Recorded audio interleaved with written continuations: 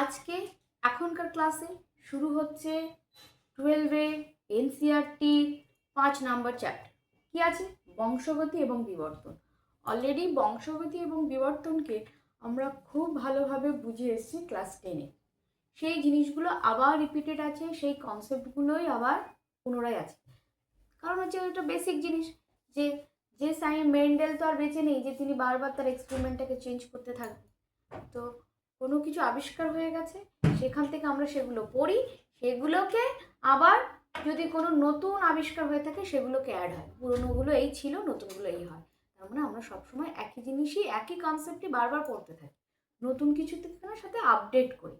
তো এমন কোনো ভাবার দরকার নেই যে বংশগতি এবং বিবর্তনকে আমরা ক্লাস 10-এ যা পড়ে এসেছি তার থেকে নতুন কিছু পাবো আমরা, নতুন অনেক ইনফরমেশন পাবো, অ্যাড হবে, কিন্তু বেসিক কনসেপ্ট সেই ক্লাস 10-এরই মতো। নেক্সট তাহলে আমাদের পুরনো কনসেপ্টকে ঘিরে একটু রিভিশন আকারে আমরা শুরু করছি নতুন। ঠিক আছে, তাহলে নতুন আমাদের বলো চট জলদি, কারণ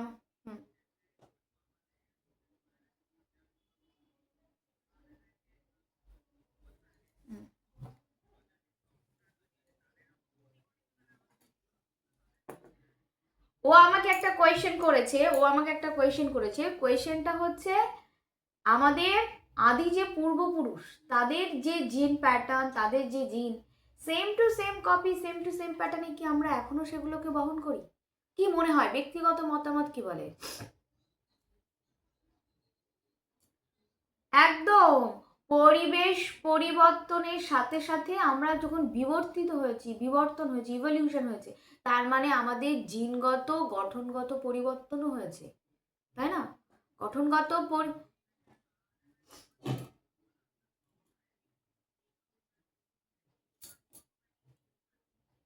একই পরিবেশ কিছুতেই রাখা সম্ভব নয়। প্রতি মুহূর্তে, এই মুহূর্তে দাঁড়িয়ে কালকে যা ছিল তার থেকে আজকে, আজকে যা ছিল তার থেকে 1 মিনিট পর প্রতিনিয়ত পরিবেশ পরিবর্তিত হচ্ছে, পরিবর্তিত পরিবেশের সাথে মানাতে হবে।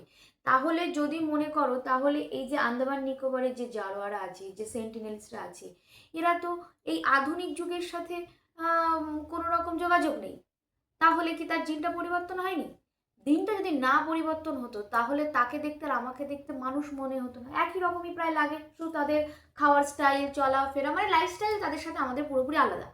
কিন্তু তাদের দেখার গঠন তো, বা দেখা প্রায় আমাদের মতো হোমোস্যাপিয়েন্সই ওরা, তাই না? তাহলে এই যে পরিবেশ, পরিবর্তিত পরিবেশের সাথে অটোমেটিক্যালি তুমি মডার্ন লাইফস্টাইল অ্যাডাপ্ট করো আর না করো, এই পরিবর্তিত পরিবেশের সাথে অটোমেটিক্যালি একটু একটু করে জেনেটিক বা জিনগত পরিবর্তন হবে সেই জিনিসগুলো। হ্যাঁ, তারপর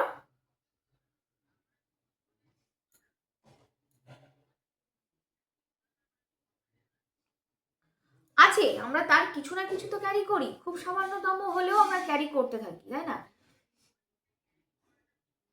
মিক্সড আকারে, ডেফিনেটলি মিক্সড আকারে তাকে সঙ্গে নিয়ে নতুন ভাবে কিছু করছি। ঠিক আছে, বাবা আমার একতলা দিয়ে গেছে, আমি এখন 5 তলা বানাচ্ছি, তার মানে ওই একতলাকে ভেঙে 5 তলা বানাচ্ছি, ওই একতলার উপরে গিয়ে বানাচ্ছি, একতলাকে মডিফাই করে বানাচ্ছি। ক্লিয়ার? আর কি বলো, বলো।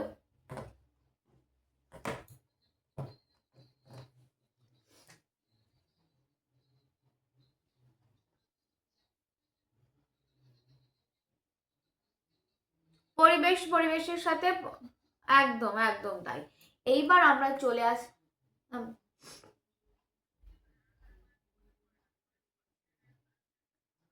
সেক্ষেত্রে আমরা এক্ষেত্রে আমরা বিবর্তন ক্লাস 9-এ অরিজিন অফ লাইফ যেখানে পড়েছি। স্টপ স্টপ স্টপ, আর মিউট করো সবাই, প্রত্যেকে মিউট করো। সেই ক্ষেত্রে একই ব্যাপার, কি বেসিকটা আমরা যখন ক্লাস 9-এ অরিজিন অফ লাইফ পড়েছি, সেখানে আমাদের এই ধারণাগুলো একটু একটু করে স্পষ্ট হওয়ার কথা। যাদের হয়নি, আমাদের অরিজিন অফ লাইফ যদি আসে তাহলে আমরা আবার পুরো, যদিও আমরা 11-এ সেটা কভার করার চেষ্টা করেছিলাম, যারা দেখোনি তারা, তাদের জন্য আবার 11-এর বই খুলে অবশ্যই পড়া উচিত। এইবার আজকে যেটা শুরু করতে চলেছি, আগে পিছিয়ে কোনো কনসেপ্ট, ডাউট ক্লিয়ারিং সেশন, নতুনভাবে নতুন ক্লাস বা এই ক্লাসের পরের ক্লাস যে ক্লাস টাইম থাকে সেখানে ডাউট ক্লিয়ারগুলো করা হবে। এখন আমি পড়াতে চলেছি বংশগতি এবং বিবর্তন, যেটা ক্লাস 10-এর অলরেডি আমরা কনসেপ্ট ক্লিয়ার করে বসে আছি। তার একটা রিভিশন পর্বের মধ্য দিয়ে আমরা আজকে যাচ্ছি। তাহলে প্রথমে যে কথাটা আমরা বলতে হয় যে বাবাকে আগে তাকে জানো, আগে বাবা জানো, বংশ পরিচয় জানো। তাহলে বংশগতির যে বিবর্তন, তার জনক কাকে বলা হয়? মেন্ডেলকে বলা হয়। মেন্ডেলকে বলা হয় বংশগতি বা হেরিডিটির জনক বা ফাদার। সেক্ষেত্রে আমাদের যে ফিনোটাইপ বলতে কি, জিনোটাইপ বলতে কি, যেটা আমাদের বাইরে বহির্প্রকাশ দেখা যাচ্ছে। আমার চুলগুলো কালো হয়েছে, আমার চোখটা ছোট ছোট হয়েছে, আমার মুখটা কালো হয়েছে, আমাকে দেখতে কেমন একটা যেন, এই যে বাইরে থেকে তুমি দেখে যেটা দেখছো আমাকে, এটা আমার হচ্ছে ফিনোটাইপ। আর জিনোটাইপ কি? যে কারণের জন্য, ভেতরের যে ফ্যাক্টরগুলোর জন্য আমার এরকম আকার আকৃতি হয়েছে, সেগুলো হচ্ছে জিনোটাইপ। তো এই আমার যে ফিনোটাইপ কেন এরকম হচ্ছে, ভেতরে কি ফ্যাক্টরগুলোর জন্য এরকম হচ্ছে, সেগুলো নিয়ে যখন বিশ্লেষণের প্রশ্ন আসে বা প্রশ্ন এসছে, তখন তড়িঘড়ি করে বিজ্ঞানীরা এই ব্যাপারটাই বংশগতি এবং বিবর্তন নিয়ে পড়াশোনা আলোচনা শুরু করেছে। যে ব্যাপারটা কি, ফিনোটাইপ এরকম এরকম হচ্ছে, বাইরে এরকম এরকম বৈশিষ্ট্য আমরা দেখতে পাচ্ছি, ভেতরে তাহলে এমন কি আছে, কি এমন ঘটনা, কি এমন ফ্যাক্টর, কি এমন উপাদানগুলো আছে যার জন্য আমরা বাইরে থেকে প্রতিটা জীবকে এরকম এরকম বৈশিষ্ট্য দেখছি, এর সাথে ওর কোনো সামান্যতম মিলও আমরা পাচ্ছি না। কেন? এই ফ্যাক্টরগুলো কি ফ্যাক্টর? এই ফ্যাক্টর থেকেই শুরু হচ্ছে আমাদের বংশগতি এবং বিবর্তনের চিন্তা ভাবনা। এইবার আমরা কিছু বেসিক, প্রথমে আমরা বেসিক কনসেপ্ট, একেবারে বেসিকে যাব, সেটা আমরা জানবো যে ক্রোমোজোম বোর্ডটা আমার আগেই ক্লিন করা উচিত ছিল আজকে। প্রথমে আমরা যাচ্ছি, মন দিয়ে বুঝবে, আমাকে 1 ঘন্টা বোঝাতে দেবে, তারপর যার যার কনসেপ্ট যেখানে যেখানে ডাউট আছে আমি এর ক্লাসে পরে বা আমি যখন জিজ্ঞেস করব তখন শুধু উত্তর দেবে। আমাদের এই হচ্ছে কোষ, ঠিক আছে? এই হচ্ছে আমাদের কোষ, কোষের মধ্যে এই হচ্ছে নিউক্লিয়াস, আর এই হচ্ছে আমার নিউক্লিয় জালিকা, ঠিক আছে? নিউক্লিয় জালিকা তুমি আরেকটু করতে পারো, এই হচ্ছে নিউক্লিয় জালিকা।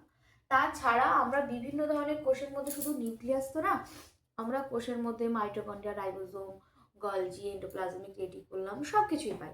কিন্তু সেই অঙ্গাণুগুলো নিয়ে পড়াশোনা আমরা অন্য সময় করব, অর্থাৎ মানে অন্য চ্যাপ্টারে সেগুলো ব্যাখ্যা করা আছে।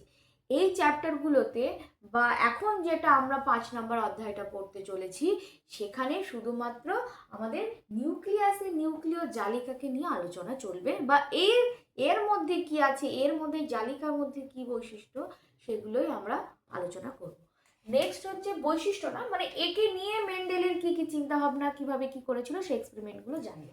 এইবার আমরা চলে আসি যে এই যে পয়েন্টগুলোতে আমরা পেয়েছি, অর্থাৎ নিউক্লিয় জালিকা, এই নিউক্লিয় জালিকা আমি একটু লিখি, নাহলে ব্যাপারটা ক্লিয়ার হচ্ছে না। নিউক্লিয় জালিকা, এই নিউক্লিয় জালিকায় হচ্ছে আমার কি, ডিএনএ, প্রাণী কোষের ডিএনএ।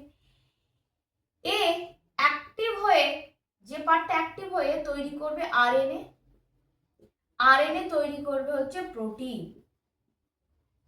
আর এই প্রোটিনই আমাদের নির্ধারণ করে যে আমাদের বডিতে কোন অংশ কেমন কেমন রূপ ধারণ করবে বা কি কি ভাবে তৈরি হবে। তাহলে নিউক্লিয় জালিকা অ্যাকচুয়ালি ডিএনএ যখন কপি হতে চায় বা ও যখন কোনো অর্গ্যান বা কোনো অঙ্গ বিভিন্ন মানে নেক্সট কোনো উপাদানকে তৈরি করতে চায়, সেই আরএনএ তৈরি করার মাধ্যমে প্রোটিন তৈরি করে। অ্যাকচুয়ালি বলতে গেলে ডিএনএ প্রোটিন তৈরি করে, কিন্তু সরাসরি ডিএনএ থেকে প্রোটিন হয় না, মাঝখানে ওকে আরএনএর সাহায্য নিতে হয়। সেক্ষেত্রে পরবর্তীতে এই প্রোটিন তৈরি করে আমার বিভিন্ন অঙ্গ তৈরি বলো, বিভিন্ন উৎসেচক তৈরি বলো, প্রোটিন আমার যে যে কাজে লাগে ও সেই সেই কাজে সেগুলোকে সাপ্লাই করবে। তাহলে বোঝা গেছে ডিএনএ থেকে আরএনএ, আরএনএ থেকে প্রোটিন। এইবার আমার কথা হচ্ছে এই নিউক্লিয় জালিকার এই যে ডিএনএ যেটা আমরা আঁকছি, ডিএনএ যেটা আমরা বলছি, এই ডিএনএটা প্রথমে আমরা সেগুলোকে প্রথমেই ডিএনএ রূপে জানিনি, প্রথমে আমরা ওগুলোকে জেনেছি ফ্যাক্টর রূপে। ফ্যাক্টর, আমরা ডিএনএ সঠিক ব্যাখ্যা তখনও আমাদের মাথার মধ্যে আসেনি। আমরা তখন জেনেছি যে আমাদের শরীরের মধ্যে এমন কিছু একটা আছে যেগুলো আমাদের বাইরের বৈশিষ্ট্যকে নির্ধারণ করতে সাহায্য করে, সেগুলোকে নাম দেওয়া হয়েছিল ফ্যাক্টর। পরবর্তীতে আবিষ্কারে দেখা গেছে সেগুলো অ্যাকচুয়ালি ডিএনএ। ঠিক আছে, এইবার আমি যাব ক্রোমোজোম। যার নাম জালিকা তার নাম ডিএনএ, তার নাম ক্রোমোজোম, শুধু ভিন্ন ভিন্ন রূপে ও ধারণ করে। ঠিক আছে, ভিন্ন ভিন্ন। যখন কোষ ইন্টারফেজে থাকে তখন যে রূপটা, যখন কোষ বিভাজনে যায় তখন তার রূপটা আলাদা হয়। যখন শরৎকালে দুর্গা পূজা হয় তখন তুমি দুর্গা ঠাকুর বলছো, আমি প্রতিবারই একই এক্সাম্পল দিয়ে থাকি। তাছাড়া যখন আমি বসন্তকালে পুজো করছি সেই মাকেই, তখন সে বাসন্তী রূপে ধারণ করে।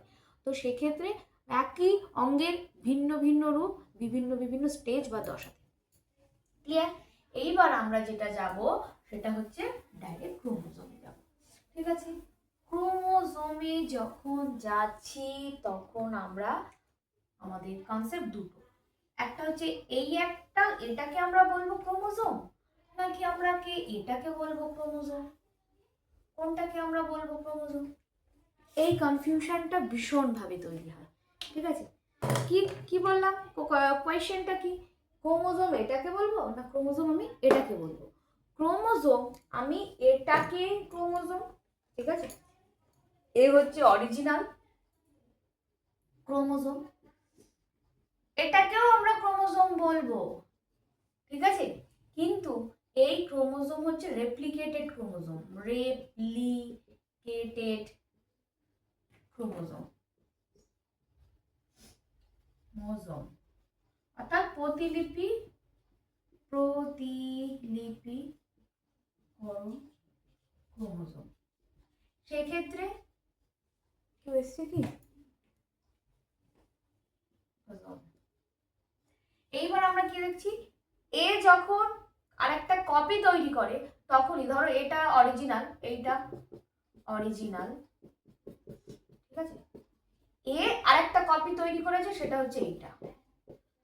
ঠিক আছে, অর্থাৎ এখানে যে জিন প্যাটার্ন আছে, যা আছে তারই সেম টু সেম কপি এই প্যাটার্নেও আছে। অর্থাৎ এটা অরিজিনাল আর এটা প্রতিলিপি হয়ে তৈরি হয়েছে ক্রোমোজোম। অর্থাৎ এটাও ক্রোমোজোম, এটাও ক্রোমোজোম। তাহলে পার্থক্যটা কি, এটা অরিজিনাল আর এটা রেপ্লিকেটেড বা প্রতিলিপি হয়ে তৈরি হয়েছে সেই ক্রোমোজোম। তাহলে এক নাম্বার বেসিক কনসেপ্ট এখানে ক্লিয়ার। এইবার আমি যাব চ্যাপ্টারটার মধ্যে। চ্যাপ্টারটার মধ্যে জানতে গেলে আমাদের বেসিক কিছু ডেফিনেশনের সম্মুখীন হতে হবে। মানে এই টার্মগুলো আমার বারবার এই চ্যাপ্টারের মধ্যে চলে আসবে। বারবার যখন যে জিনিসগুলো আসবে তাহলে একেবারেই প্রথম থেকেই আমার কনসেপ্ট ক্লিয়ার করে নেওয়া খুব জরুরি। সর্দিতে একদম সর্দি বর্দি সব নাক দিয়ে ভেতর দিয়ে মিউকাস একদম ট্রাকের মধ্যে ঘুরঘুর করছে।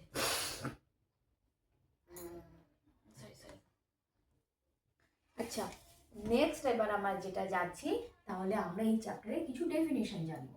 কি কি ডেফিনেশন আমরা জানবো সেগুলো একটু আমরা লিখি, তারপর আমরা ওটা নিয়ে আলোচনা করছি। প্রথমে যেটা জানবো সেটা হচ্ছে আমরা অ্যালিল, অ্যালিল জানবো, তারপরে আমরা লোকাস জানবো। ঠিক আছে, লোকাস জানবো, তারপর আমরা কি জানবো, তারপরে আমরা জানবো হচ্ছে বৈশিষ্ট্য। ঠিক আছে, প্রতিটা জিনিসই আমরা বলছি একটা করে বৈশিষ্ট্য। তারপর আমরা জানবো হচ্ছে হোমোজাইগাস, হোমোজাইগাস।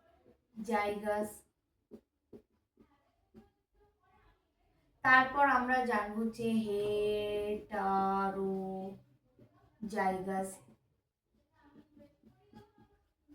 হেটারোজাইগাস।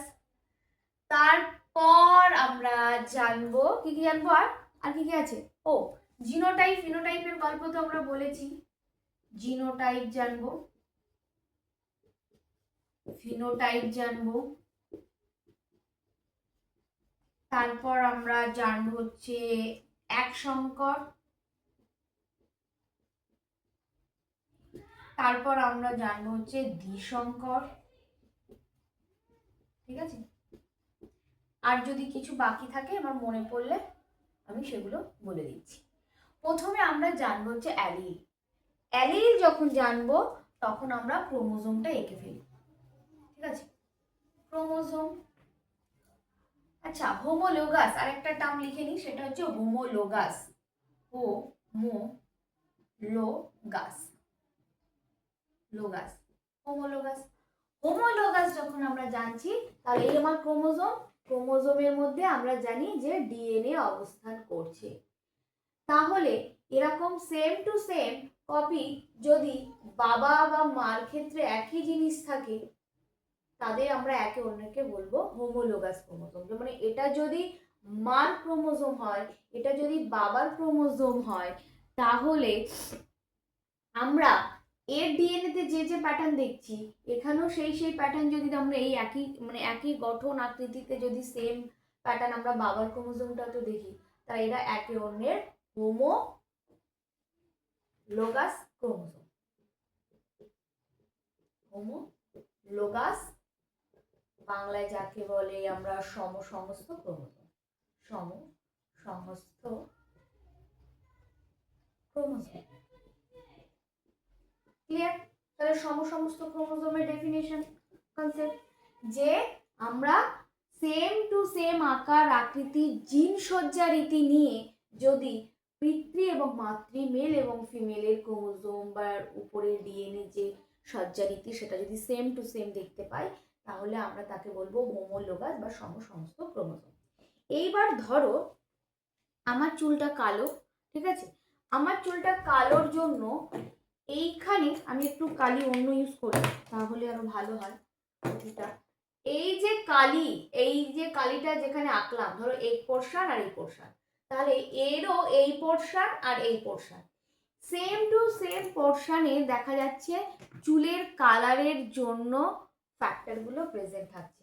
মানে এখানে যে জিনগুলো আছে সেগুলো দেখা যাচ্ছে আমাদের চুলের কালারকে নির্ধারণ করছে, চুলের রং, ঠিক আছে। চুলের রং এও যেখানে নির্ধারণ যে জিনগুলো অবস্থান করছে এখানেও চুলের রং কি হবে সেই একই জিন নির্ধারণ করছে, ঠিক আছে। কিন্তু চুলের রং দেখা যাচ্ছে এনার ক্ষেত্রে আছে যে মহিলা তার ক্ষেত্রে ব্ল্যাক আছে অর্থাৎ কালো আছে, কিন্তু যে পুরুষ দেখা যাচ্ছে তার ক্ষেত্রে সেটা ব্রাউন আছে, জেনেটিক্যালি ব্রাউন হয়েছে, ঠিক আছে। তাহলে চুলের কালার ভিন্ন হতে পারে, ঠিক আছে, বৈশিষ্ট্য দুটো ভিন্ন হতে পারে, কিন্তু এর যে অবস্থান নির্দিষ্ট এরিয়া, এইটুখানি এরিয়ার মধ্যে অবস্থিত যিনি আমার চুলের রংকে নির্ধারণ করছে, এনার সেম টু সেম সেই এরিয়া বা সেই অংশটুকুতে যে জিনগুলো প্রেজেন্ট আছে তারাই চুলের রংকে ধারণ করছে। কি রং সেটা পরের কথা, কিন্তু সেই রংকে ধারণ করছে। অর্থাৎ এই নির্দিষ্ট অঞ্চলকে তখন আমরা বলবো লোকাস।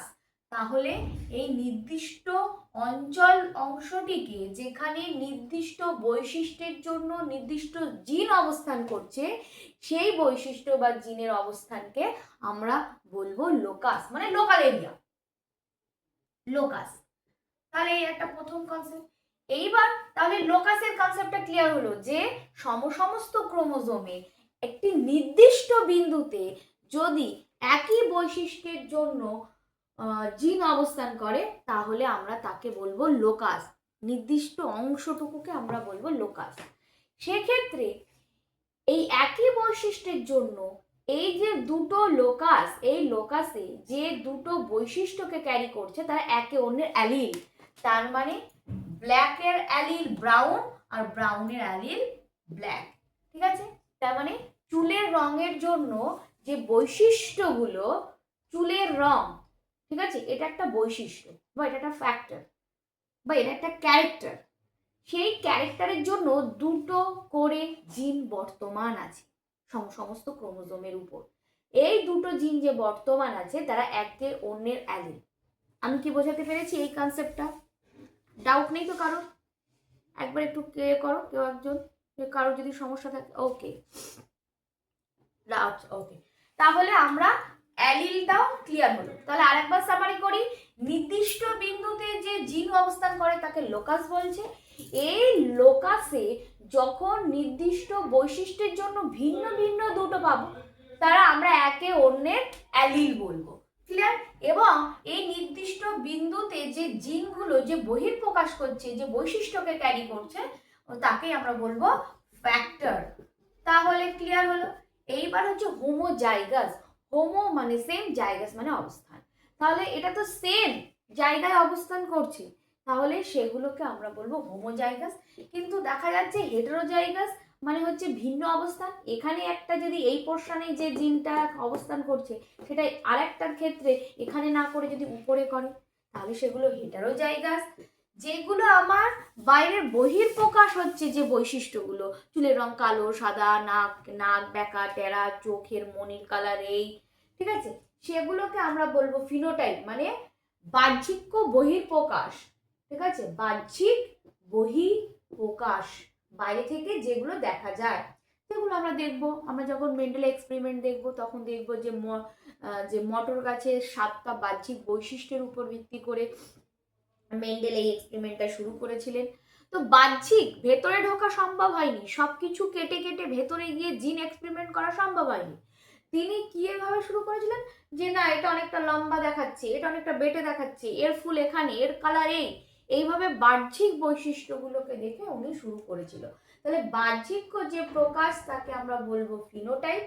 ওই ফিনোটাইপের জন্য দায়ী ভেতরে যে ফ্যাক্টরগুলো, যে জিনগুলো, সেগুলোকে আমরা বলবো জিনোটাইপ, অর্থাৎ জিনের সমাহার।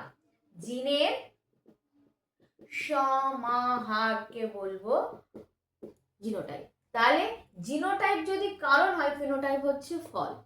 ঠিক আছে, এক গেল। মোটামুটি আমার অসুবিধা নেই। তাহলে এইটা হচ্ছে বেসিক। এবার এক সংকর জননটা আমরা বলবো।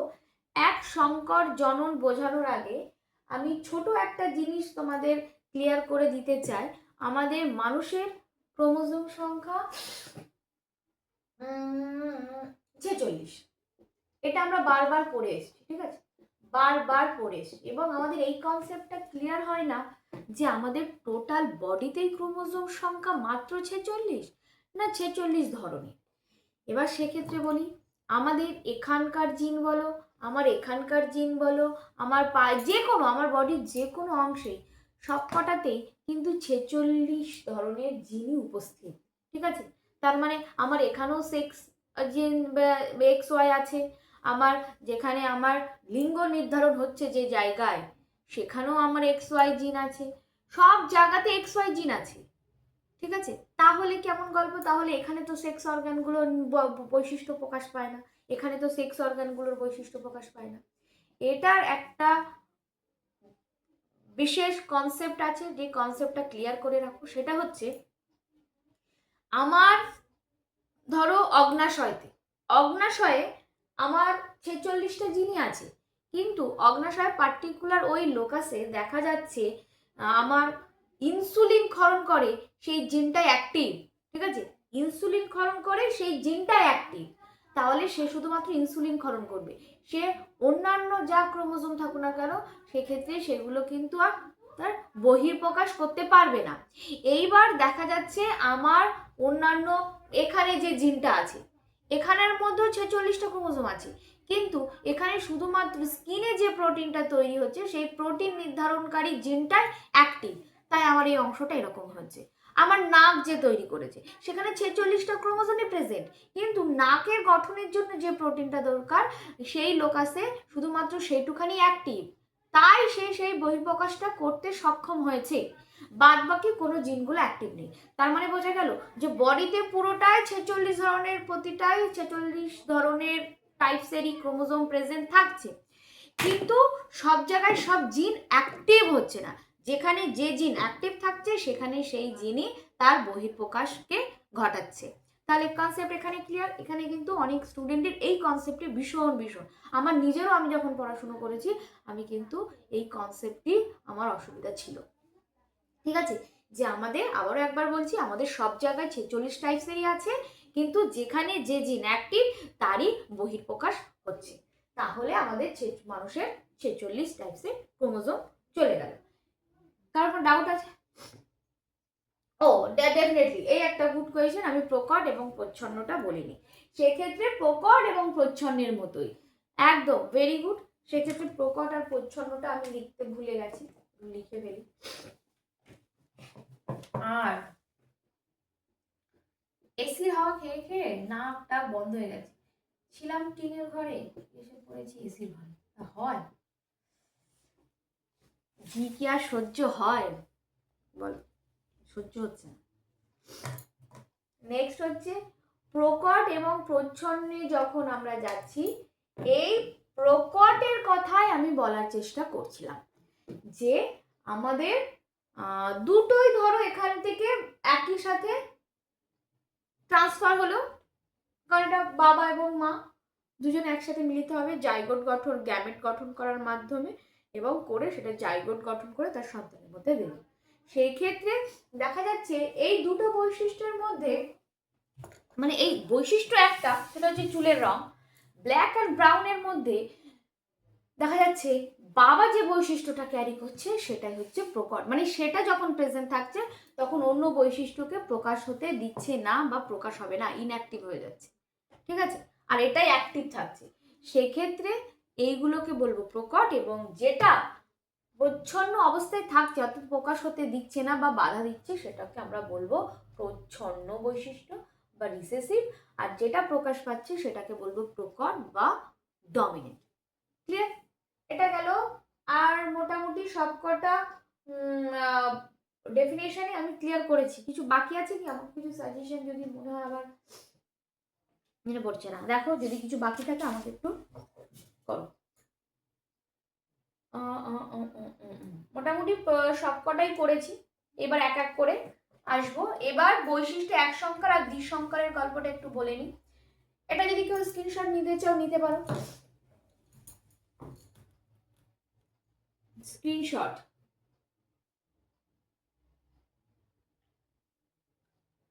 হয়েছে?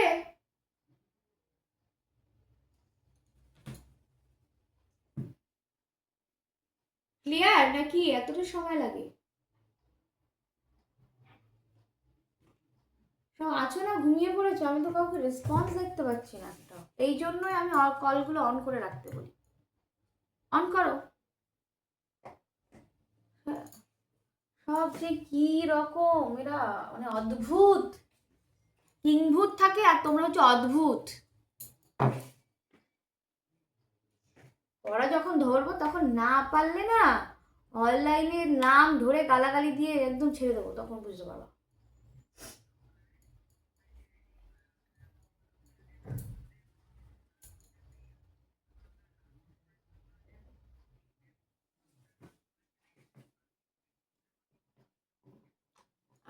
একদম একদম, এই তো তার মানে শুনছি। তার মানে এবার আমরা এক সংখ্যার এবং দ্বিসংখ্যারের গল্পটা বুঝবো। তাহলে এক সংখ্যা কি? তাহলে এরকম বৈশিষ্ট্য যদি আমি এক জোড়া নিই, মানে এক জোড়া অ্যালিল নেব আমরা।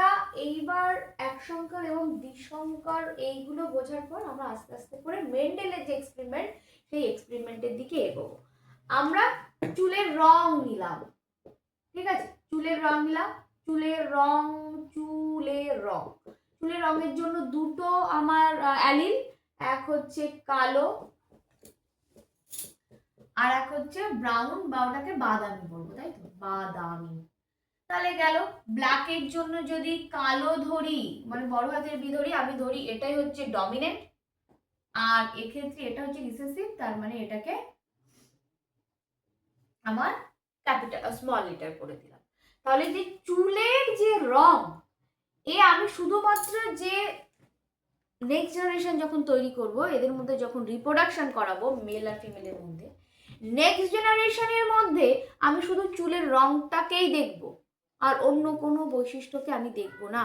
মানে একটাই বৈশিষ্ট্যের ভিত্তিতে যদি আমি এদের মধ্যে ক্রস করাই, ঠিক আছে, এদের মধ্যে মিলন করাই, করিয়ে নেক্সট জেনারেশনে এই একটা বৈশিষ্ট্য, কে ডমিনেন্ট হলো, কে রিসেসিভ হলো, কোথায় কি সমস্যা হলো, এই চুলের কি না, আমরা শুধুমাত্র এই বৈশিষ্ট্যটার ভিত্তিতে তাকে চর্চা করি, তখন তাকে আমরা বলবো এক সংকর জনক, একটা বৈশিষ্ট্যের ভিত্তিতে সংকরায়। এইবার দ্বিসংকরে যদি দেখা যাচ্ছে চুলের রঙের সাথে চুলের গঠনটা আমরা নিলাম, চুলের রং যেমন এক গেল এবং আমরা দেখলাম চুলের গঠন, চুলের গঠন যখন আমরা দেখলাম তাহলে বড় হাতের বি তো গেলই, মানে এই দুটো অ্যালিল তো গেলই, সঙ্গে চুলের গঠনে স্ট্রেটটা ধরি আমি রিসেসিভ মানে ছোট করে দিই এবং কার্লি হেয়ারটা ক্যাপিটাল, তাহলে তো এটা সিটাকে ছোট করে দিতে হবে। তাহলে যেহেতু কার্লি বা কোঁকড়ানো চুলটাকে আমরা যদি প্রকট বৈশিষ্ট্য ধরি এবং এরকম স্ট্রেট চুলটাকে যদি আমরা মানে কি বলে প্রচ্ছন্ন বৈশিষ্ট্য ধরি, তাহলে আমরা যেটাকে প্রচ্ছন্ন ধরবো সেটা ক্যাপিটাল যে ডমিনেট করছে তাকেই, যে আমার টাইটেল তোমাকেই ক্যারি করতে হবে। আমরা পিতৃতান্ত্রিক সমাজে বাস করি, পিতার দ্বারা আমরা পরিচালিত হই বা পুরুষ শাসিত অঞ্চলে আমরা থাকি, তাই আমাদের দেখবার টাইটেলটা মেয়েদের সবসময় পুরুষদের টাইটেলই গ্রহণ করতে হয়, কারণ তারা আমাদের উপরে ডমিনেন্ট। তো সেক্ষেত্রে ওর যেহেতু ডমিনেন্ট, ও যেহেতু প্রকট, তাহলে ওরই টাইটেল ক্যারি করতে হবে। তার জন্য এইগুলোকে স্ট্রেটে আমি এস লিখতে পারতাম, এস না লিখে আমি ছোট হাতে সি কেন লিখলাম, কারণ এ বলছে না তোমাকে আমাকেই ক্যারি করতে হবে, মানে এ হচ্ছে প্রকট হবে। তাই তাহলে যদি এরকম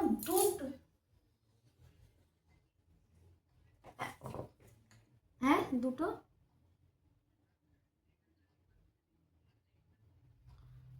এটা তো আমি ঠিক জানি না এটাকে আলাদা করে কি বলে, এটা আমি অবশ্যই জানার চেষ্টা করব সেই ক্ষেত্রে। আচ্ছা, এটা এটা এটা তাহলে সহপ্রকটতা হতে পারে, এটা আমি আলাদা করে এক্স্যাক্টলি এই উদাহরণটা হিসেবে আমি কোথাও দেখিনি। আমরা সহপ্রকটতা জিনিসটা জানবো, আমি বলে দেবো ওখানে সহপ্রকটতা। এখন দুটো জানো যে এই দুটো বা আমি যদি এর বেশিও নিই, তিনটে নিই, তখন তাকে আমরা বলবো দ্বিসংকর জন্ম। যখন এই দুটোর ভিত্তিতে বৈশিষ্ট্যের ভিত্তিতে তুমি সংকরায়ন করতে সক্ষম হচ্ছ, তখন আমরা বলবো দ্বিসংকর জন্ম। তাহলে মোটামুটি প্রতিটা বৈশিষ্ট্যকেই, প্রতিটা সংজ্ঞাকেই আমরা ব্যাখ্যা করতে পেরেছি। এইবার আমি যেটাতে চলেছি সেটা হচ্ছে গিয়া মেন্ডেল। মেন্ডেল ছিলেন একজন, যদিও আমাদের বংশগতির আণবিক ভিত্তিতে শুধু মেন্ডেল না, আমরা অনেক বিজ্ঞানীর নামকে পড়বো, ওয়াটসন, ক্রিক, ঠিক আছে, তারপর হচ্ছে মেন্ডেল তো আছেনই, তাছাড়াও আমাদের বিভিন্ন ধরনের বিজ্ঞানীরা তারা এটার উপরে এত রিসার্চ করেছে, এমনকি তোমরাও যদি ভবিষ্যতে কেউ কোনোদিন সায়েন্টিস্ট হতে চাও, তাহলে এখনো এটার উপরে ভিত্তি করে প্রচুর জিনিস আবিষ্কারের বাকি, তোমরাও এই এক্সপেরিমেন্টে নামতে পারো। ঠিক আছে, কি আবিষ্কার করবো অনেকে আমার কাছে প্রশ্ন করে, সবই তো যেদিকে তাকায় সবই তো আবিষ্কার হয়ে গেছে, আবিষ্কারের কি বাকি আছে? তাহলে সে আবিষ্কারের বাকি তোমরা যখন খুঁজে পাও না, আবিষ্কারের বাকি হচ্ছে এটার মধ্যে আসো, এটার মধ্যে এখনো অনেক কিছু আবিষ্কারের বাকি আছে। যদিও দু চোখ দিয়ে যার দেখার আছে আর যার ট্রেন মাইন্ড আছে, সে ওই আপেল পড়ছে দেখেও সূত্র আবিষ্কার করতে পারে। তা তোমাদের যদি দেখার চোখ থাকে তাহলে কোথা থেকে কি আবিষ্কার হয়ে যাবে কেউ জানে না। এইবার আমি যাব হচ্ছে মেন্ডেলে যখন আমি যাচ্ছি তখন আমরা দুটো জিনিস একটু গল্প করি। গ্রেগর জোহান মেন্ডেল ছিলেন একজন ধর্মযাজক, অস্ট্রিয়ার একজন ধর্মযাজক। উনি ওনার বাগানে মানে চার্চের বাগানে 120 ফুট বাই 60 ফুটের একটা বাগানে উনি মটর গাছ, মিষ্টি মটর গাছ, ঠিক আছে, লাগিয়েছিলেন। এই মিষ্টি মটর গাছের উপরে উনি কিন্তু ওনার এক্সপেরিমেন্টটা চালিয়ে বিভিন্ন ধরনের সূত্র উনি আবিষ্কার করেন। যেহেতু উনি গাণিতিকভাবে ভীষণ ভালো ছিল, গাণিতিক এবং পর্যবেক্ষণ অবজারভেশন পাওয়ার ছিল খুব ভালো, এইসব দক্ষ স্কিলের সাহায্যে উনি বিভিন্ন সূত্র বা মতবাদকে প্রকাশ করতে সক্ষম হয়। ডেফিনেটলি সেগুলো অনেক জেনারেশন তিনি এক্সপেরিমেন্ট করেন, আমরা পড়বো সেগুলো। সেক্ষেত্রে এই সূত্রগুলোকে একত্রে আমরা বলবো হচ্ছে মেন্ডেলবাদ। ঠিক আছে, তাহলে মেন্ডেল যতগুলো মতবাদকে দিয়েছিল সব কিছুকে একসাথে আমরা বলছি মেন্ডেলবাদ। এইবার আমরা জানবো যে এই যে মেন্ডেলবাদের সূচনা হলো বা এই যে মেন্ডেলবাদের যে সূত্রগুলো প্রবর্তন করলেন, তা এই সূত্রের প্রবর্তন করার জন্য উনি যে এক্সপেরিমেন্টটা চালিয়েছিলেন, সেই এক্সপেরিমেন্টটাতে উনি কিভাবে কি করেছিলেন, কিভাবে তিনি এই এক্সপেরিমেন্টটা শুরু করেছিলেন। প্রথমেই আমরা জানবো 7খানা বৈশিষ্ট্য। এনসিআরটি যাদের কাছে আছে বের করো। এনসিআরটিতে 70 পেজে তিনি ওই মিষ্টি মটর গাছের ফিনোটাইপ অর্থাৎ 7 জোড়া বিপরীত বৈশিষ্ট্যগুলোকে নিয়েছিলেন। এখানে আছে, আলাদা করে যদি আমাকে বোর্ডে বোর্ডওয়ার্ক করতে বলো আমি করতে পারি। তবু দেখো 7 জোড়া, তাহলে আমরা বৈশিষ্ট্য, এক একটা বৈশিষ্ট্যের ভিত্তিতে আমরা দুটো করে অ্যালিল পাবো। একটা হচ্ছে প্রকটের পাবো, আর একটা হচ্ছে প্রচ্ছন্নে পাবো। ঠিক আছে, প্রচ্ছন্নে পাবো, আর এটা হচ্ছে বৈশিষ্ট্য পাবো। তাহলে উনি ওনার এক্সপেরিমেন্টে 7 জোড়া বৈশিষ্ট্যকে নিয়েছিল। আমরা ক্লাস 10-এ এই কনসেপ্টগুলো ক্লিয়ার করেছি, জাস্ট রিভিশনের মতো আরেকবার আমরা রিভাইজ করে নিচ্ছি। তো সেক্ষেত্রে 7 জোড়া বৈশিষ্ট্যের মধ্যে কি কি থাকবে? বীজের আকৃতি থাকছে, তারপর থাকছে বীজের আকার, বীজের আকৃতি তো বীজের আকার, বীজের বর্ণ, ঠিক আছে, বীজের বর্ণ, তারপরে থাকছে হচ্ছে ফলের আকৃতি, বীজ গেল, ফলের আকৃতি থাকছে, তারপর যেগুলো থাকবে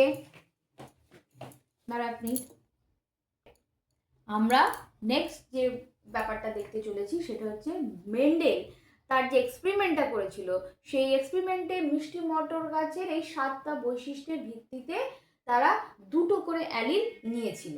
সেক্ষেত্রে বীজের আকৃতি একটা ছিল গোলাকার, একদম পিওর গোল, আর একটা তার মধ্যে খাঁজ খাঁজ যুক্ত হয়েছিল। এটা একে অন্যের অ্যালিল, এবং এখানে যদি গোলাকার আকৃতিটা যদি এই দুটো জিনই অবস্থান করে, তার মধ্যে গোলাকার জিনটা প্রকাশ পাবে, প্রচ্ছন্ন জিনটা প্রকাশ পাবে। বীজের বর্ণ হলুদ এবং গ্রিন, প্রকট প্রচ্ছন্ন। যদি ওয়াই প্রেজেন্ট থাকে তাহলে সে ছোট হাতের ওয়াই, আমি এখানে জি লিখেছি, জাস্ট এগুলোকে কালার হিসাবে যাতে মনে রাখতে পারো যে কোনটা প্রকট কোনটা প্রচ্ছন্ন। কিন্তু যখন আমরা ইন্ডিকেশনে ধরবো, সংকেত হিসাবে ধরবো, তখন এখানে কিন্তু সব ছোট হাতে। প্রকট বৈশিষ্ট্য অর্থাৎ ডমিনেন্ট যে অ্যালিলগুলো আছে, সেই অ্যালিলগুলোরই স্মল জিনিসগুলো এখানেই বসবে। সেক্ষেত্রে ফলের আকৃতি পরিপক্ক, আর এটা হচ্ছে কি হবে? খাঁজযুক্ত। ফুলের রঙের মধ্যে বেগুনি, আর এটা হবে সাদা। ফলের বর্ণের মধ্যে সবুজ আর হলুদ। ফুলের অবস্থান কাক্ষিক, মানে পাশাপাশি ফুটবে, আর একদম মাথার দিকে ফুলটা ফুটবে, এটা হচ্ছে শীর্ষস্থ।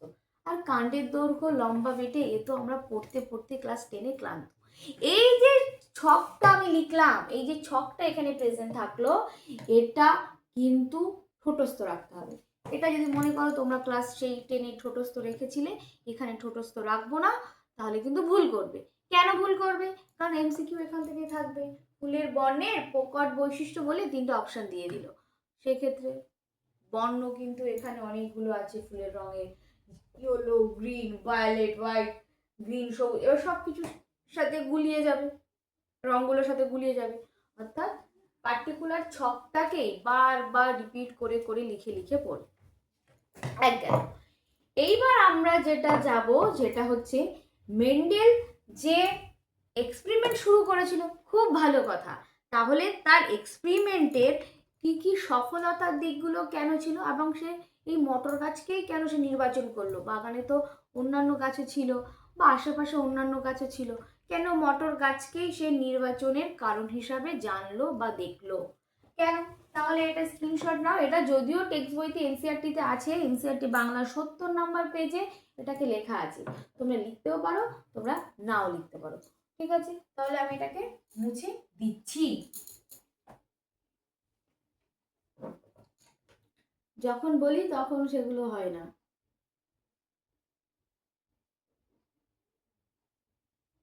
হয়েছে? হলে আমাকে বলতে হবে যে হয়ে গেছে।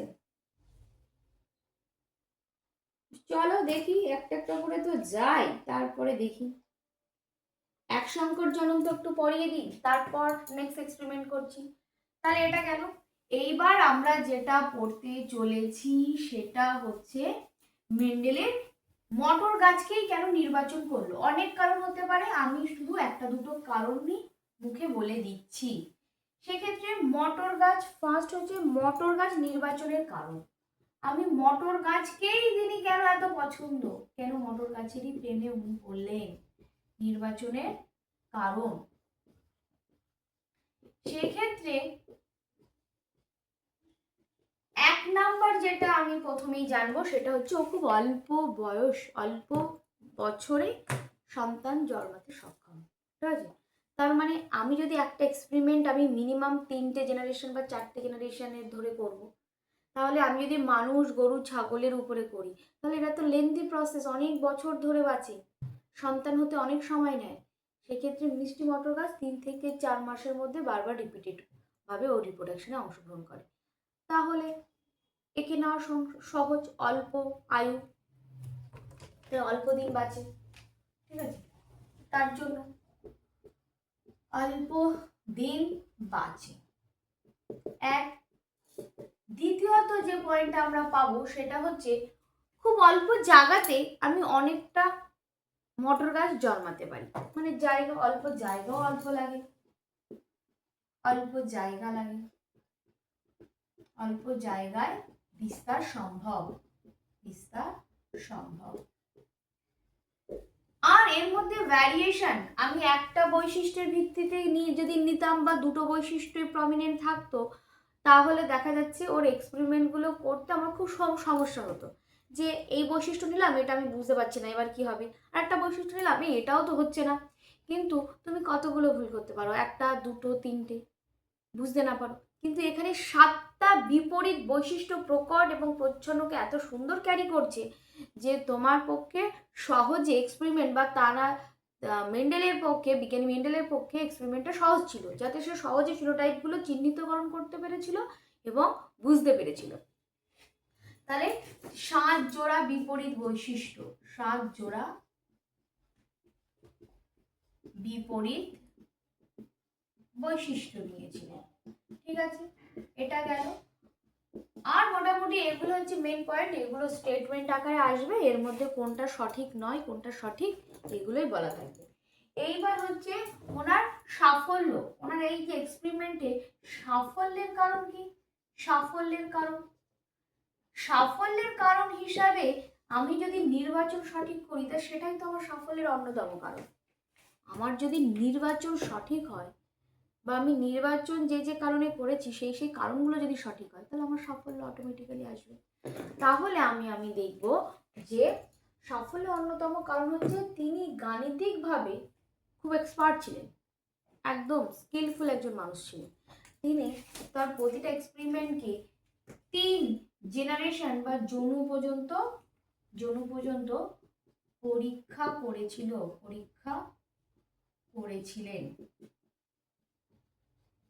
ক্লিয়ার? আর দ্বিতীয়ত তা প্রকট এবং প্রচ্ছন্ন 7 জোড়া বিপরীত বৈশিষ্ট্যগুলো লিখেছে। আচ্ছা, 3টে জনুপন্ত তিনি পরীক্ষা করেছিলেন। আর তার সাফল্যের অন্যতম যে কারণটা ছিল সেটা হচ্ছে এই ফুলগুলো সব স্বপরাগযোগী ছিল, স্বপরাগী ছিল। ঠিক আছে, স্বপরাগী ফুল হওয়া, স্বপরাগী ফুল ছিল, স্বপরাগী হওয়ায় উনি ইচ্ছা মতো উনি মডিফাই করতে পেরেছে। কেমন করে? ধরো একটা ফুলে গাছ, তার আমার গর্ভকেশর আছে এবং পুংকেশর গুলো আছে। ঠিক আছে, তাহলে এ সেলফ ফার্টিলাইজেশন করতে পারবে, স্বনিষেক করতে পারবে, কিন্তু আমি ওর মধ্যে স্বনিষেক করতে দেব না, এটা আমার ইচ্ছা।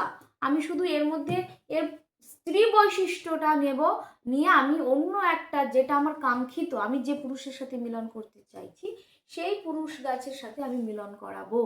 তাহলে আমি সেই পুরুষের পুরুষ বৈশিষ্ট্যটা নিতে চাই, আমি এর পুরুষ বৈশিষ্ট্যটা নিতে চাই না। তাহলে আমি যদি এর পুরুষটাকে কেটে দিতে সক্ষম হই, বা এর রেণুগুলোকে আমি নষ্ট করতে সক্ষম হই, তাহলে এই শুধু উভলিঙ্গ ফুলটাকে আমি শুধু স্ত্রী ফুলে পরিণত করতে পারলাম সহজে, তাই তো? আমি এই পুরুষ পুরুষ ফুলটাকে স্ত্রী ফুলে পরিণত করতে পারলাম সহজেই। এই উভলিঙ্গ ফুলকে স্ত্রী ফুলে পরিণত করার যে পদ্ধতি তাকে বলা হয় ইমাসকুলেশন। ইমাসকুলেশন, এটা মাথায় রাখবা, এটাও কিন্তু দেয় ইমাসকুলেশন। ইমাসকুলেশন সম্ভব। ক্লিয়ার? এই ইমাসকুলেশনের জন্য তিনি ইচ্ছা মতো যে বৈশিষ্ট্যকে দরকার সেই বৈশিষ্ট্যের উপরে ভিত্তি করে উনি কিন্তু এক্সপেরিমেন্টটা চালিয়ে যেতে সক্ষম হয়েছিল। সাফল্যের অন্যতম কারণ যে স্বপরাগী ফুল হয়েছিল, ব্যাস এটা। আর তিনি গাণিতিকভাবে তো বললাম, গাণিতিকভাবে অনেক এক্সপেরিমেন্ট করে ভালো ছিল, স্বপরাগী ছিল, 3 জন পর্যন্ত তিনি এক্সপেরিমেন্ট করেছিল। এগুলো হচ্ছে মেন তার সাফল্যের অন্যতম কারণ, আর এগুলো হচ্ছে তার নির্বাচনের কারণ। মোটামুটি সাফল্য এবং নির্বাচনের স্টেটমেন্ট আকারে দেয়, আবারও রিপিট করছি, স্টেটমেন্ট আকারে দেয়। সেগুলোকে কোনটা সত্য নয়, বেশিরভাগ কোয়েশ্চেনে টিচাররা জিজ্ঞেস করে যে নিম্নলিখিত কোন স্টেটমেন্টগুলো সত্য নয়, আর আমরা সত্যটাকে খুঁজে কোনটার পেছনে কোনটা যে দাগিয়ে দিই তা ঠিক নেই। মাথায় রাখতে হবে, বেশিরভাগ সময় জিজ্ঞেস করে কোয়েশ্চেন আমাকে পড়তে হবে কোনটা সত্য না সত্য নয়, কিন্তু কোনটা সত্য নয় সেটাকেই বেশি কোয়েশ্চেন আসে, নিট এক্সামে বলো বা আমাদের নর্মাল এক্সামগুলোতে। তাহলে এটা গেল। এইবার আমরা যাব হচ্ছে তার এক সংখ্যার জনন। এক সংখ্যার জননের উপরে আমি জিনোটাইপ এবং ফিনোটাইপ দেখাবো, দেখিয়ে আজকের মতো শেষ করব। তারপরের দিন এটাকে আমরা পরীক্ষা, যেহেতু আমি নিচ্ছি বৃহস্পতিবার, তাই আজকে আর এই পড়াটাকে বেশি দূর এগোবো না, তাহলে আর ওই পড়াগুলো আমার রেডি করে বা পরীক্ষাটা তোমরা অতটাও ভালো দেবে না, ঠিক আছে? সেক্ষেত্রে এইবার আমরা দেখব উনি এক সংখ্যার জননটা কিভাবে প্রথম শুরু করেছিলেন বা কিভাবে উনি এক্সপেরিমেন্টটা চালিয়েছিলেন। উনি কি করলেন, উনি কাণ্ডের দৈর্ঘ্য, ধরো এইটা বৈশিষ্ট্য, তা আমরা দুটো অ্যালিল পেয়েছিলাম, কাণ্ডের দৈর্ঘ্য লম্বা এবং বেটে, এই দুটো অ্যালিলকে আমরা নেব, লম্বা আর হচ্ছে বেটে। ক্লিয়ার? লম্বা এবং বেটে। তা লম্বা টল, যেহেতু ওটা বেটেটা প্রচ্ছন্ন, তাহলে আমি স্মল লেটারে টিটা লিখতে পারি। ক্লিয়ার? স্মল লেটারে টি লিখলাম। সেক্ষেত্রে এই দুটো মটর গাছের উপরে আমি সংকরায়ন করাবো। সেক্ষেত্রে আমরা যখন গ্যামেট তৈরি করবো, রেপ্লিকেটেড ক্রোমোসোম দেব, তার মানে ডবল টি কে আমরা প্রেজেন্ট করব আর স্মল টি কে আমরা প্রেজেন্ট করব, এবং এটা বিশুদ্ধ বৈশিষ্ট্য নেব। তার সাফল্যের আরেকটা কারণ আমার মাথায় এসছে এবং মনে পড়েছে, সেটা হচ্ছে তিনি যে এক্সপেরিমেন্ট যখন শুরু করেছিলেন তখন বিশুদ্ধ বৈশিষ্ট্যগুলোকে নিয়ে শুরু করেছিলেন, মানে প্রকট এবং প্রচ্ছন্ন একসাথে একই পাশাপাশি অবস্থান করছে এমন বৈশিষ্ট্যের উপরে উনি করেননি। উনি পিওর যে লম্বা আর পিওর যে বেটে, সেই সব পিওর বৈশিষ্ট্য অর্থাৎ বিশুদ্ধ বৈশিষ্ট্যের উপরে এক্সপেরিমেন্ট শুরু করেছিল। তার জন্য এক্সপেরিমেন্টটা অনেক বেশি নিখুঁত এবং নির্ভুল হয়েছিল। সেক্ষেত্রে এগুলো তাহলে এরা কারা? এরা হচ্ছে প্যারেন্টস অর্থাৎ জনিত্রী, মানে এরা আমি মা বাবা হিসাবে এদেরকে ধরেছি। ধরার পর এরা আবার গ্যামেট তৈরি করবে। গ্যামেট যখন তৈরি করছে তাহলে আমরা জানি যে গ্যামেট তৈরির সময় এগুলো আলাদা হবে, অর্ধেক অর্ধেক হয়ে যাবে, এটা আমাদের অটোমেটিক্যালি মানে প্রিভিয়াস নলেজ থেকেই জানা যায়।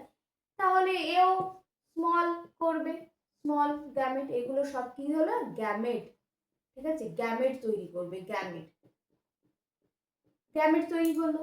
তৈরি করার পর এইবার ওরা মিলিত হবে। আমি যদি এটার সাথে মেলাই, মানে একটা স্মল, মানে এর দুটো গ্যামেটের সাথে এর দুটো গ্যামেট আমি আলাদাভাবে ম্যাচ করাবো, তাহলে এটাকে টেনে এটার মধ্যে দিলে এই এক প্রকার হতে পারে আর এই এক প্রকার হতে পারে। কিন্তু প্রকারটা আমরা দেখলাম যে এর যে গ্যামেট এটাও এক প্রকারের গ্যামেট, এটাও যেটা দিচ্ছে সেটাও এক প্রকারের গ্যামেট। তার মানে কোনো বৈশিষ্ট্য যদি এক প্রকারেরই গ্যামেট উৎপন্ন করে তখন তাকে আমরা কি বলি? হোমোগ্যামেটিক বা হোমোগ্যামেট। আর যদি ভিন্ন ভিন্ন করতো তাহলে তাকে আমরা বলতাম হেটেরোগ্যামেট, যেটা ঠিক এর পরের স্টেপটা আমরা হেটেরোগ্যামেটগুলো দেখতে পাবো।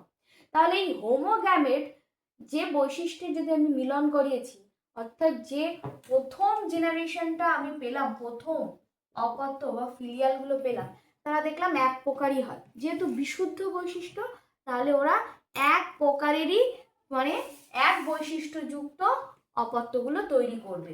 সেটা কি তৈরি করছে? এদের বলেছি যদি বড় হাতের থাকে, অর্থাৎ যদি প্রকট বৈশিষ্ট্য প্রেজেন্ট থাকে, তাহলে প্রচ্ছন্ন বৈশিষ্ট্য প্রকাশ পাচ্ছে না। তার মানে এই যে এটা আমার ফিনোটাইপ হিসাবে লম্বা দেখাচ্ছে, কিন্তু জিনোটাইপ হিসাবে এটা আমাকে সংকর দেখাচ্ছে। পিওর লম্বা না, ওর সাথে বেটে বৈশিষ্ট্যটা মিশে আছে। তাহলে জেনেটিক্যালি সংকর হলেও ও ফিনোটাইপিক ভাবে হচ্ছে লম্বা। এবার আমি ঠিক যেমন আমার কোয়ালিটি, আমি তেমন ধরনের লোকজনই বিয়ে করবো, এটা হচ্ছে স্বাভাবিক। তাহলে আমি সেম টু সেম বৈশিষ্ট্যের সাথে বিয়ে দেবো। তার মানে আমি স্বপরাগযোগ ঘটাবো, স্বপরাগযোগ আমি ঘটালাম। তাহলে ঘটালাম, খুব ভালো কথা। তাহলে এবার সেকেন্ড জেনারেশনের প্যারেন্টস কিন্তু এরা। আমি যদি এটাকে ফার্স্ট প্যারেন্ট হিসাবে ইন্ডিকেট করি, তাহলে এরা হচ্ছে সেকেন্ড প্যারেন্টস। সেকেন্ড প্যারেন্টসও যখন, কি সমস্যাটা কি? 2 ঘন্টা হয়ে গেল।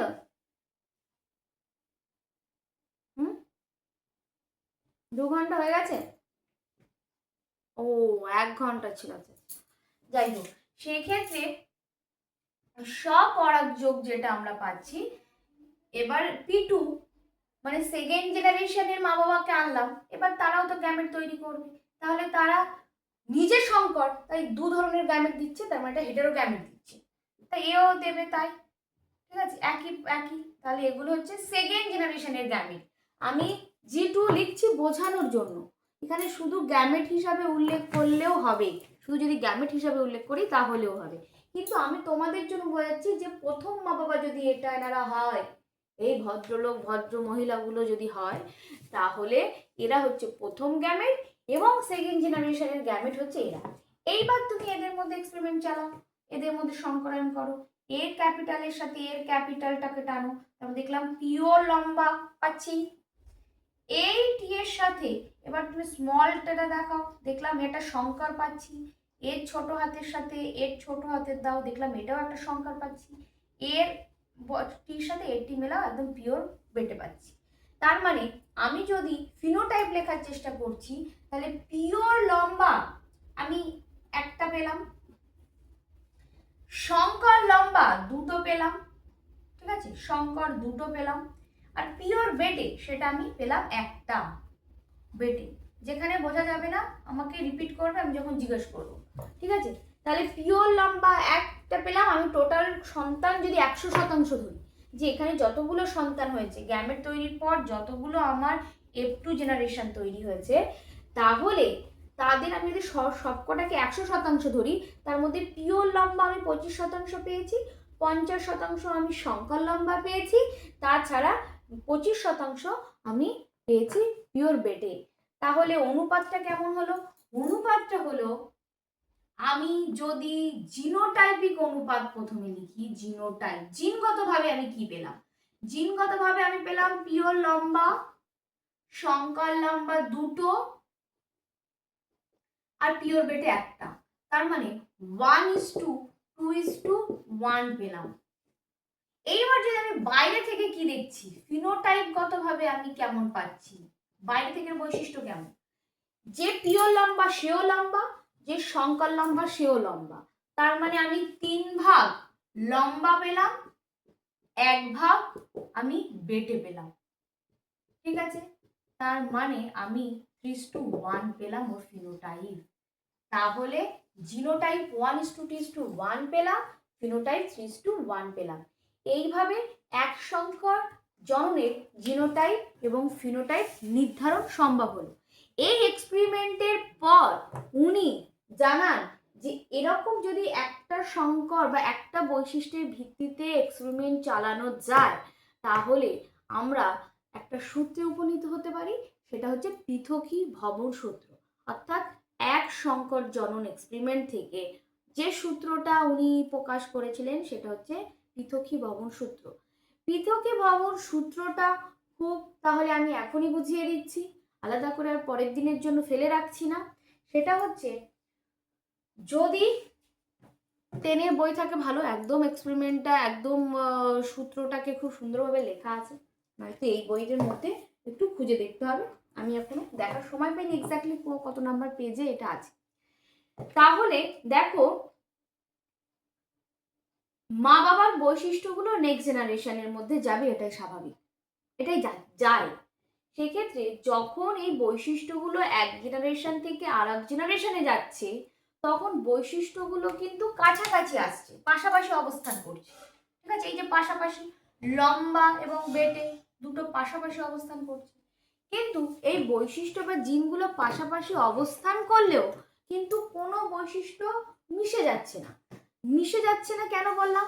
কারণ হচ্ছে যদি মিশে যেত তাহলে লম্বা মানে যে প্রকট, যে বাবা মা দুজনে যদি মিশে মিশে অন্য কিছু তৈরি হতো, তাহলে অন্য কোনো একটা রূপ ধারণ করতো। তাহলে তা না করে দেখা যাচ্ছে যে যখন বাবার বৈশিষ্ট্য, যা প্রকট বৈশিষ্ট্যটা প্রেজেন্ট থাকছে, তখন সে বাবাই বলছে। যখন বাবার অবর্তমান, তখন মা যা বলছে তাই শুনছে। মা বলতে এখানে আমি প্রচ্ছন্ন বৈশিষ্ট্যের কথা আমি উল্লেখ করেছি। তাহলে এখানে যখন প্রকট বৈশিষ্ট্য প্রেজেন্ট থাকছে, তখন সেই প্রকট বৈশিষ্ট্যটাকে প্রকাশ করতে পারছে। যখন এই বেটে বৈশিষ্ট্যটা থাকছে, তখন মানে বেটে মানে যখন প্রকট বৈশিষ্ট্য থাকছে না, অর্থাৎ প্রচ্ছন্ন বৈশিষ্ট্য দুটো প্রেজেন্ট থাকছে, তখনই একমাত্র সে প্রকাশ পাবে। যদি বাবার উপস্থিতি কোনো না কোনো ভাবে থাকে, তাহলে কিন্তু মা প্রকাশ পাবে না, অর্থাৎ প্রচ্ছন্ন বৈশিষ্ট্য প্রকাশ পাবে না।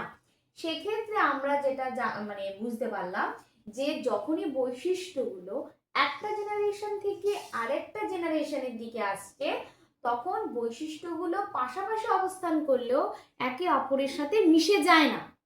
শুধু তাই নয়, বরং শুধু তাই নয় না, মিশে যায় না, এটাই হচ্ছে এক্সপেরিমেন্ট। পরে আবার একটা এক্সপেরিমেন্টে দেখানো হবে যে বৈশিষ্ট্যগুলো শুধু মিশে যায় তা না, বরং ওরা আবার আলাদা আলাদা হয়ে যায় কিভাবে। ঠিক আছে, মানে কখনোই কোনো বৈশিষ্ট্য আরেকটা বৈশিষ্ট্যের সাথে মিশে যাবে না, কিন্তু সেগুলো যখন গ্যামেটের মধ্যে আসবে, গ্যামেট ফর্মেশন হবে, তখন পাশাপাশি অবস্থান করবে, কিন্তু মিলে মিশে একদম জগা খিচুড়ে অন্য কিছু তৈরি করে দেবে না।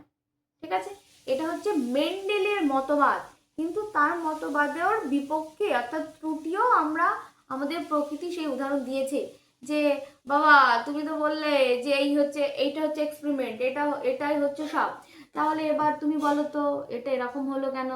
তখন বাবা বলছে কি, মা আমি তো এটা জানি না, মানে তোমরা যা করো, না না ম্যাম আমি তো এটা জানি না, মানে যা হয় আর কি। এবার সেক্ষেত্রে এটাই হচ্ছে কাহিনী।